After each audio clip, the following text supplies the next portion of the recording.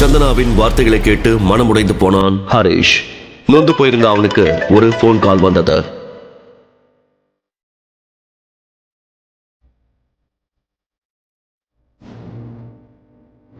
I still can't believe this.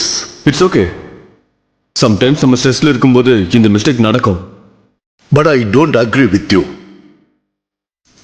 கண்டிப்பா அது அவர்தான். அவரை பார்க்கும்போதே எனக்கு தெரிஞ்சது. Let's discuss something else.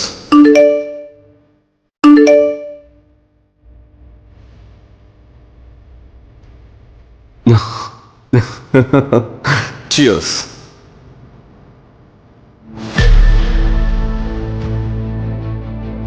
என்னது இது, புது பழக்கமா இருக்கு?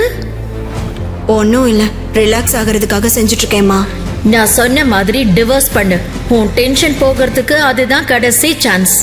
அம்மா ப்ளீஸ், நான் நிம்மதியா சமைக்கவா வேண்டாமா நீயே சொல்ல. சந்தனா புலம்பிக் கொண்டிருக்க சரியாக கிச்சனுக்கு வந்தான் ஹரிஷ். தன்னை பற்றி பேசுவது அவனுக்கு கேட்டது. பொறுமையாக சந்தனாவின் அருகில் சென்றான்.